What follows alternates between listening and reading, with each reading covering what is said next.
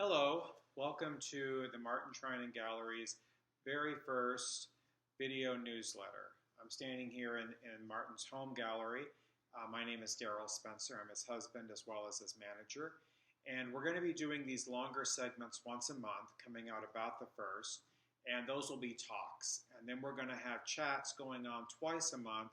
And those will be just short segments about something that he's interested in, about some of his work. So I hope that you enjoy this one, and you'll hear me asking some questions, and Martin's got a lot to say. Thanks. Hi, so Marty, welcome to your first video log for martintreinen.com. And how exciting is this for you to start this off? This is very exciting for me. I've never done this before. I've never been in front of the camera. I've been behind the camera and behind the scenes for theater and film and television, but I've never been in front of it. So this is new. So what is it that makes you excited about it? How do you think you're going to connect with people differently? What's going to be great about it is that people, because of all the different media that I've worked in over my career, there's a lot of people out there that don't know that my beginning is, and my base is always being a fine artist. And so a lot of people, including my kids sometimes, had not realized that I was a fine artist, and that I love that the most. So you say from the beginning of whatever. So when you're a little kid growing up in Iowa, while other kids are hoping to be firemen, nurses, teachers, whatever, what is it that you wanted to be? At about 7, I decided I wanted to be an artist. And I think that was because when I would go to the library, I would look at different books, and most of it was about art. And I liked looking at different styles and different people and different work, and decided that would be something that I really liked doing, and I thought it would be great if I could become an artist when I grew up. Did they have a good collection at that library? The library that I went to was one of the really small Carnegie libraries, and it was really small and didn't have that many books. Kind of a handful of fine art books, and most of those were about the heavy hitters, Michelangelo, Leonardo, Van Gogh, Monet. So as you say that you were interested in becoming an artist and you're looking at these books, is there one particular artist that particularly spoke to you then? I learned how to draw by looking at Michelangelo's drawings and looking at Leonardo's drawings. I learned a lot by copying their work about how to handle pencil or graphite or chalk. And I really liked Michelangelo's work because he started off as a sculptor first, and then was asked by the Pope to do frescoes. So when you looked at his drawings, they almost always looked like they were carved out, almost carved out of the paper. They were so three-dimensional. So you went then, after you grew up, you go to Iowa University. And Iowa University, right? University of Iowa. University of Iowa. Okay. So you go there, and what is it that you learn there, and how does that continue to inspire you? I had a really good mentor when I was in high school, and he'd gotten his MFA in ceramics at the University of Iowa. And I spent probably the last couple years of high school working with him, and I learned a lot about art in general, about ceramics, about all kinds of different periods. But at that time, since he was a ceramic artist, he would bring in different faculty from the University of Iowa, and they would come in and do workshops. And his name was Bruce Bieneman. So after a while, I decided that I would go ahead and go to the University of Iowa, and I already knew a number of the faculty, so it was easy. So even though you've done a lot of fine art shows, and you've done a lot of studio work, which we'll talk about a little later, your career took several different paths. Can you talk, first of all, a bit about going into set design and what you learned there? Well, when you go to college, you're constantly asked afterward, what are you going to do with your art career? And that's always something that's difficult to answer. So when I got out, one of the things that I did is I always looked for opportunities to use my skill sets in arts-related or different media. And one of the medias that I looked at and worked in and got a handle into was theater, which I had never done theater before. I didn't know anything about it, didn't know anything about sets or making props. But I worked for a couple of women, and they taught me a lot about theater. So it was on the job training. But in every different media that I've worked in, film, television, theater, the museums, I've always used the same skill sets that I learned when I was going to the University of Iowa, which was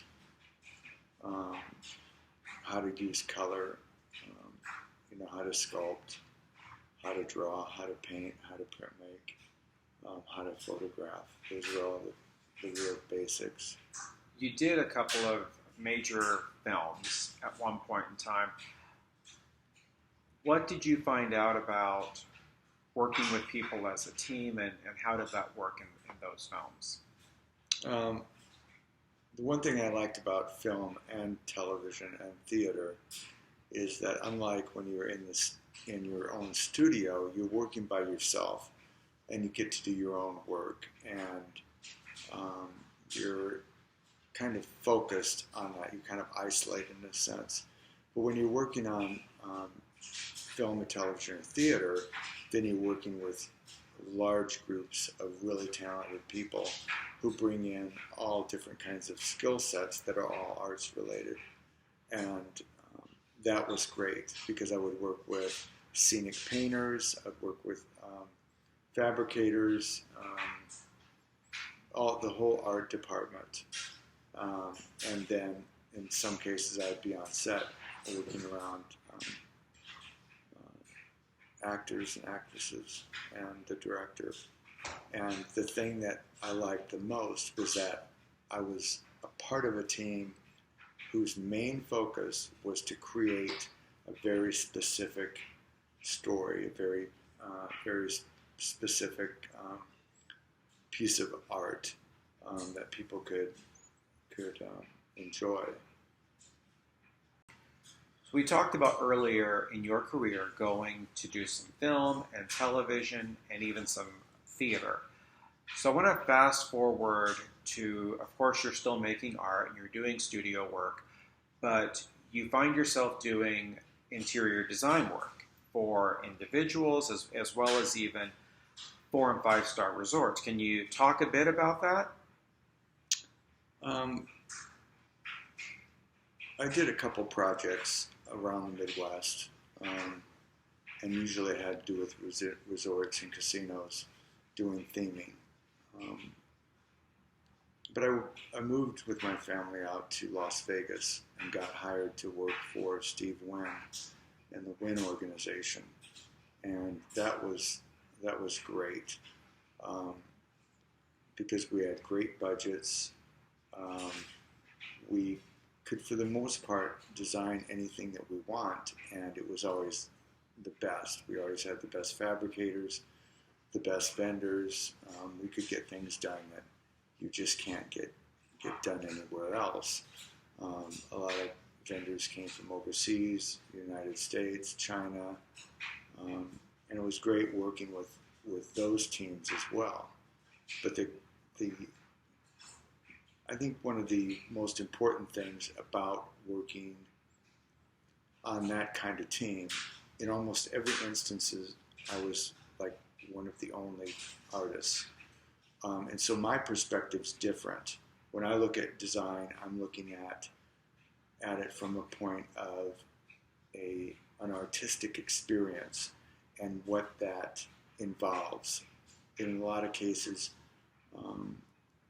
it means looking at the work and the project in a much more meaningful way. And those are the things that kind of outlined how I went about working. That's a little bit different from interior designers, which tend to kind of look a little bit more on the just the materials and how they go together, and whether you're going to use different finishes and stuff. But for me, it was always about how do all those things come together to tell a story, because I'd already been doing that in film and television and theater. It was always about telling the story. So how does that one element fit in with the rest in order to help tell that story? Did you find it different or unique, given that the audience was now immersed in a project in, 365 degrees, as opposed to viewing artwork on a wall? Yeah, it is. It's very different, and it's something that I really love doing, because it's very similar to theater and television and movies, where you're creating this environment that the viewer is moving through, but the actor is actually surrounded by. But in the case of creating resorts and casinos experiences, the viewer, the visitor, the audience is in that environment. And the goal is to set it up in such a way as how do they move through that facility? How do they move through that? And being aware of what's going on. In the case of working for Wynn Design and Development, they had a very, very specific goal, and that was that every space was specific to its design intent. So when you went into a restaurant, that themed restaurant was about that restaurant, about that experience. So everything was designed within the whole space. Everything related to each other. It wasn't stuff that they just went and bought off, out of the store and put in there. Wherever you were standing, everything that you were looking at was designed for that view. And that's very, very different from a lot of other experiences. When you moved out of that space and moved into another space, that space was designed specifically for that experience. You moved from one space into another. You moved from a restaurant into the main casino or a spa. They were completely different experiences. They were immersive environments specifically to what was going to happen in those spaces. And that is something that a lot of companies don't do. And Steve Wynn and Roger Thomas, they're the best at it. So you talked about moving from one space to moving to another space, and it sounds a bit like each space is a gallery. So why don't we move to another facet of your career, which is museum work. And it's really great that you've recently been a part of a show in the Indiana State Museum, and so part of your work is in their collection. But you've had a lot of different museum experiences. Can you talk particularly, let's say, the Children's Museum? Most people aren't aware. of the Children's Museum of Indianapolis. As I was moving through my career, I would get opportunities to work on different projects, and they asked me to come in and do a project for them, which I did. It wasn't overly artistic, but it was something that they needed to have happen. Once I got done with that project, they liked the way I worked, and they liked the way I worked with the team. So they asked me on to be a permanent member of their team. That museum, the Children's Museum of Indianapolis, is the largest children's museum in the world, and it's the second oldest. I'm not sure how long it's been around, but it could very well be 100 years by now. It's a huge museum, and it's immersive environment. It's all about creating learning experiences for children, and how to deal with objects, whether they're dinosaur bones or whether they're an important artifact, something that maybe Lincoln had owned, or it could be a world experience, something from a very specific country like Japan, and they would put these immersive environments together that were just phenomenal, and kids loved them, and they were engaged, because that was our job, was to create experiences that were engaged, and that museum set the standard for museum education, because they were doing it before anyone else was, and they were specifically doing it for children. I've been to that museum, and you're right, but what it does, I think, more than a lot of other children's museums is that it goes beyond just being natural history and the kind of typical things that you see. I know that they did fine art exhibits like stuff with Chihuly and Calder and things like that, which is different from a lot of other children's museums. Let's take a pause here, and we'll come back and talk about some other projects you've done. So, okay, we talked about the Children's Museum and the fact that they include art as a topic, if you will. Do you want to say more about that? Yeah, when I was working there, we did a really important show. We were probably the first children's museum in the States to do an exhibit about a famous American artist, and that was Alexander Calder. We created a whole exhibit within a huge, one of our huge venues, one of our huge exhibit spaces, and we worked with the National Gallery, because the National Gallery at the time was actually redoing one of their galleries, and they had a number of Calder pieces that were going to go into storage, and instead they loaned them to us. The great thing about this was that we've never really put major artwork, and these are large sculptures, in a space with children. There's always the idea that the children are going to want to climb on things and touch things and be harmful to the work.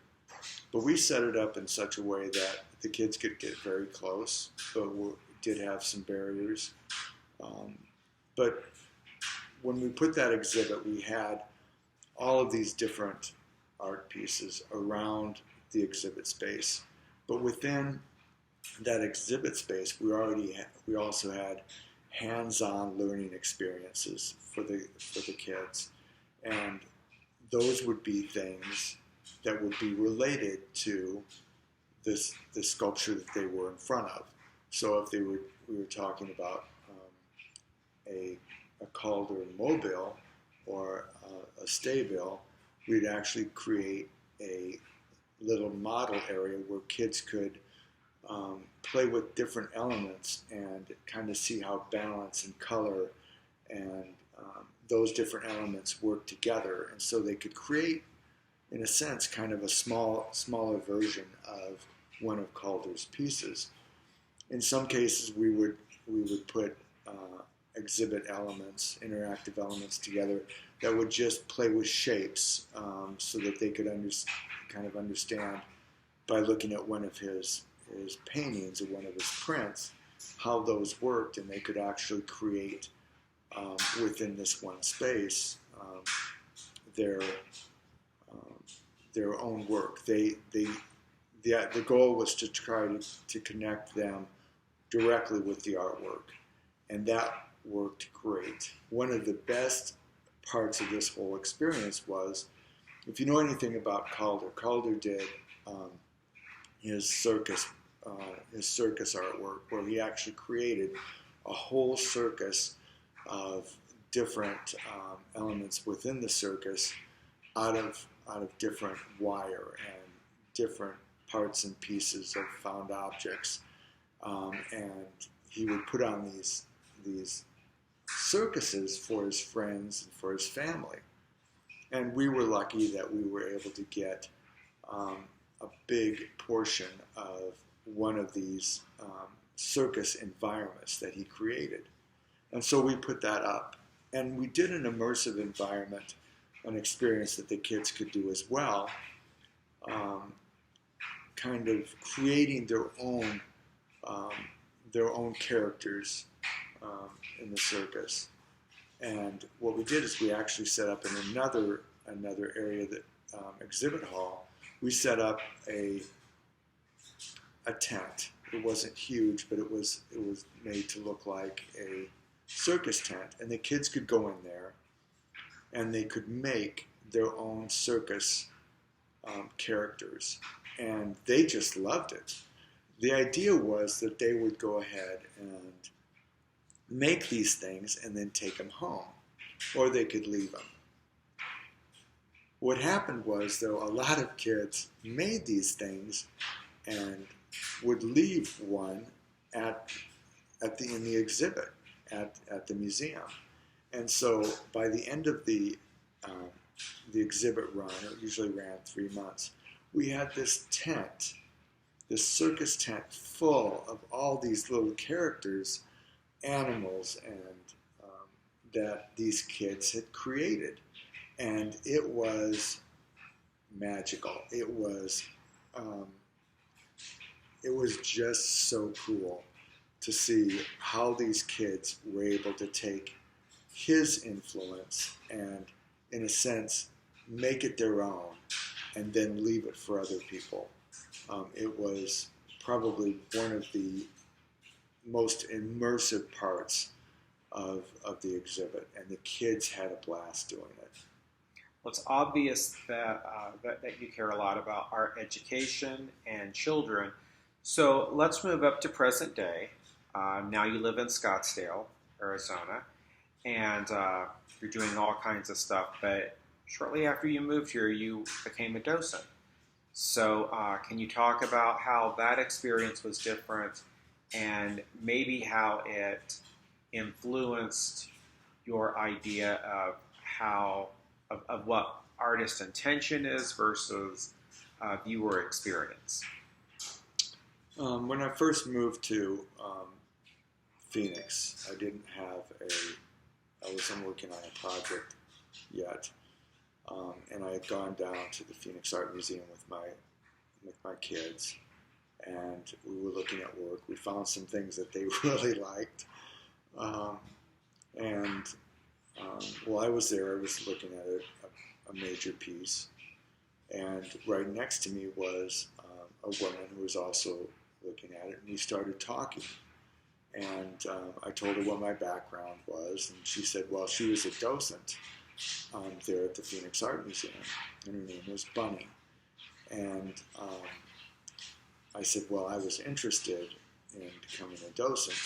And she said, well, great. Our program starts next week. Why don't you come in? This is perfect time for you. The program was 2 years. You spent 2 years learning how the museum worked, how um, how education for kids and adults would work in the museum. So we learned how to tour, we learned how to give PowerPoint um, PowerPoint presentations on specific artists or periods. And in that process, in that 2-year period, you're taught how to tour. And that tour could last for 5 minutes or 15 minutes or an hour. And in most cases, that was kind of the format. When you went on a tour, you took your group and you would go on a tour throughout the museum for an hour. One of the best things that we did was we toured lots and lots of kids from the community, and those were kids from all different backgrounds. And our goal with any tour that we did was always to engage the audience into experiencing the artwork for themselves and not it be a walking lecture. That was not the goal. The goal was to get kids and adults in front of artwork and spend some time looking at it and then responding to it. So one of our goals was always to get them in front of the work, give them some time to actually look at it and experience it, and then engage them in such a way by asking open-ended questions that they could answer. But the goal was always to get them engaged, which is difficult to do, especially with adults. But with kids, they could start answering the questions and start talking about the work. And that was always great because you never knew what they were going to say about something. But we were always focused on, what are you seeing? What are you experiencing? Do you like it or dislike it? Would you want to take it home and put it in your house? Or is it something that you just don't like at all and you don't want to have anything to do with? But our goal was always to engage the kids into getting to look at artwork from their perspective, in the terms that they were aware of, in terms of what they knew about art, or didn't know about art. The goal was to engage and to get them to talk and feel and see and understand. And that was something that I had never done in my career as an adult artist. I always talked to people that turned out to be way over their head. But in the docing program, we were taught to talk to people and discuss with people from their standpoint, what they knew, and to bolster that and to get them engaged and to tell us what they knew and help them move forward with that, and help them set up a foundation. All right, so this is going to conclude our first of the month visit, and obviously we're sitting in the home gallery right now, and so maybe in a week or so we can pick out a piece and talk a bit about it from your perspective, and then maybe get some comments and see what other people's perspective is as a viewer. Yeah, that would be great. Well, I hope that you enjoyed what Martin had to say. As I said, again, we'll be doing these talks once a month around the 1st, and then we'll have a couple of smaller things that are chats. Please come back again. Tell your friends, hit like on Facebook, and you can also visit the Gallery of New Stuff at martintreinen.com. Again, martintreinen.com. Don't forget to check us out on Facebook. Have a great day and be well.